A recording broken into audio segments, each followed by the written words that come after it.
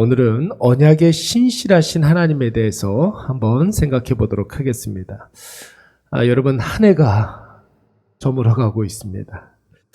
거의 이맘때가 되면 많은 사람들이 하는 말들이 있습니다. 세월 참 빠르다. 이런 말들 많이 하고, 연초에 세웠던 계획 다 이루었습니까? 인사처럼 이런 말들 많이 합니다. 그러면서 새해 소망 잘 이루시기 바랍니다. 이런 이야기들 많이 하지요.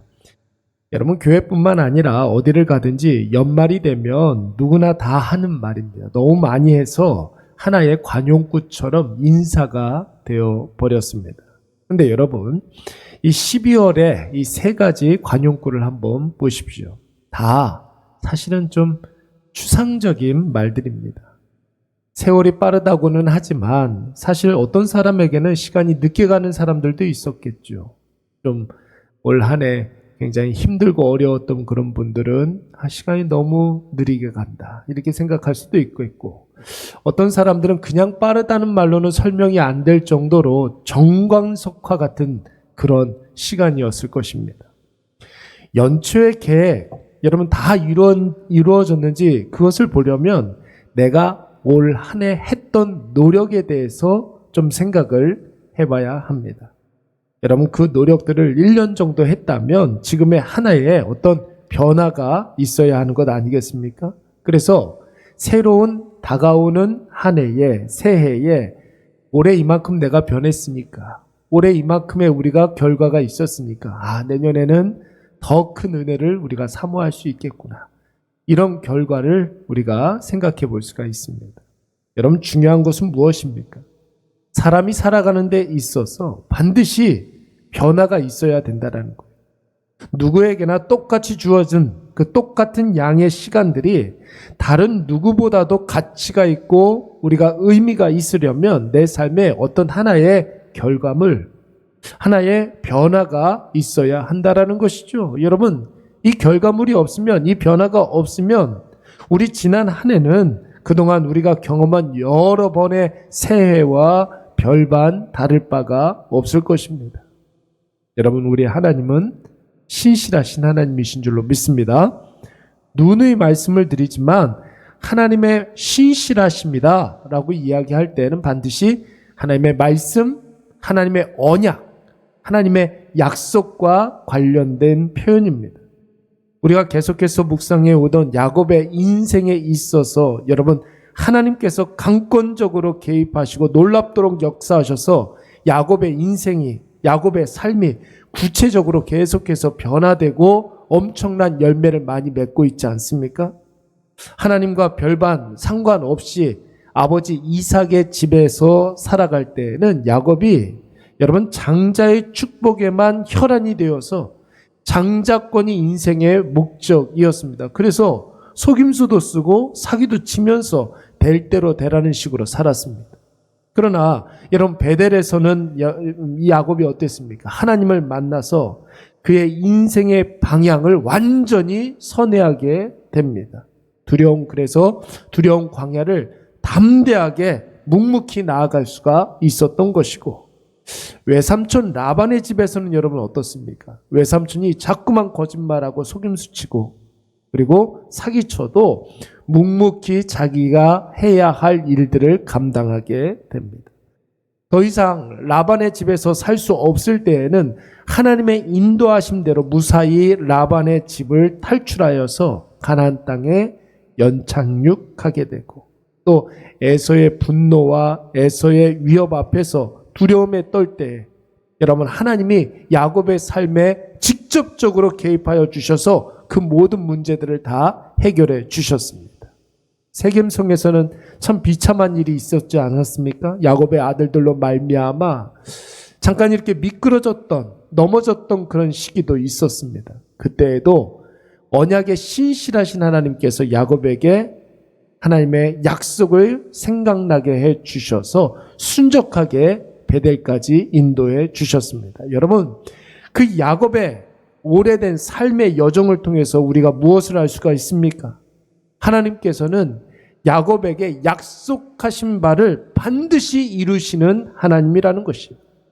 그 약속의 성취로 말미암아 우리에게 놀라운 변화를 이끌어내신다라는 것이죠.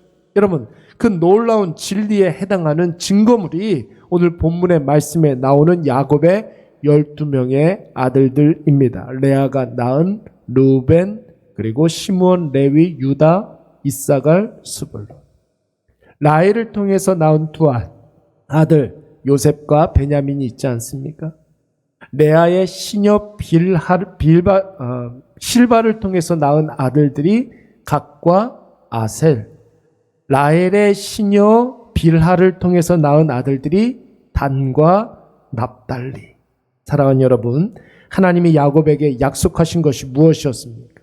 나는 전능하신 하나님이다. 이렇게 이야기하면서 내가 너와 함께 하실 것이며 네가 어디를 가든지 너를 지켜줄 것이고 너를 인도해 주실 것이다. 이렇게 약속을 해 주셨습니다. 둘째, 아브라함에게 약속하고 이삭을 통해서 갱신했던 그 하나님의 언약, 하나님의 말씀을 내가 너를 통해서 이어져 가겠다. 그러면서 너에게 후손을 많이 주겠다. 땅을 주겠다. 너를 통해서 온 천하 만민이 복을 받게 해 주겠다. 여러분, 이 두 가지 하나님의 약속이 다 이루어졌습니까? 말씀대로 하나님이 야곱과 함께 하시고 지켜주시고 인도하셔서 오늘 가나안 땅까지 돌아오게 되지 않습니까? 베델 땅을 하나님께 받지 않습니까? 그리고 그 과정에서 정신을 차리고 보니까 과정은 매우 힘들고 어려웠지만 야곱에게 무려 12명의 아들들이 생기게 된 것입니다. 여러분, 그리고 그 아들들은 우리가 너무나 잘 알고 있는 것처럼 이스라엘의 12명의 족장이 됩니다. 사랑하는 여러분, 누가 됐든 어떤 약속이 됐든 약속 이행에는 반드시 세 가지 원칙이 있습니다. 약속을 할 때는 반드시 선포를 해야 돼요. 무엇인가를 하겠다고 내가 공언을 해야 합니다.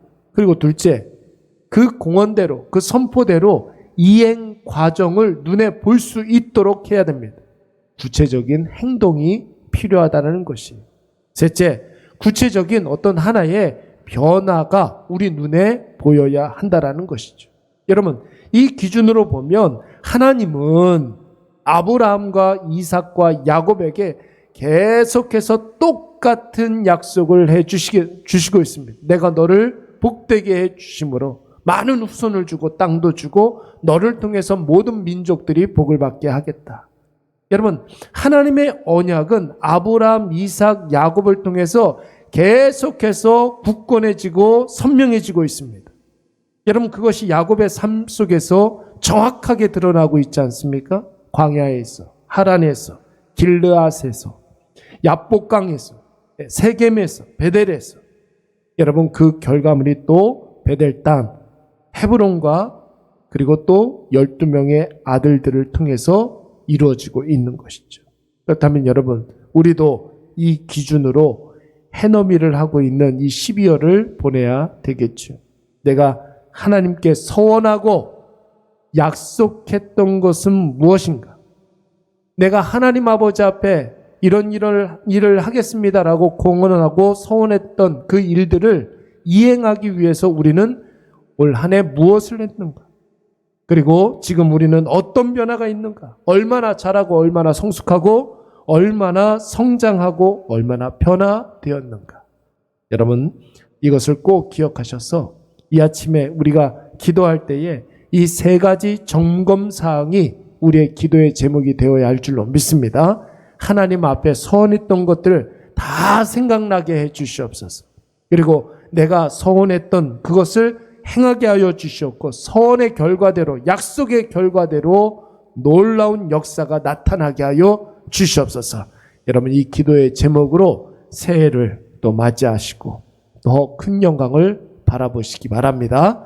우리 말씀 생각하면서 한번 기도하도록 하겠습니다. 내 삶에 주께 한 약속이 다 생각나게 해주시고 없다면 서원하고 약속하게 하여 주시옵소서. 그리고 구체적인 행동의 변화로 약속을 이행하는 그런 과정이 우리의 눈에 보이게 하여 주시옵소서. 그리고 내년 이맘때에 더 많이 변화되고 더 많이 달라지고 성장하고 성숙하게 하여 주시옵소서. 우리 이 시간 다 같이 한번 통성으로 기도하도록 하겠습니다. 사랑이 많으신 하나님.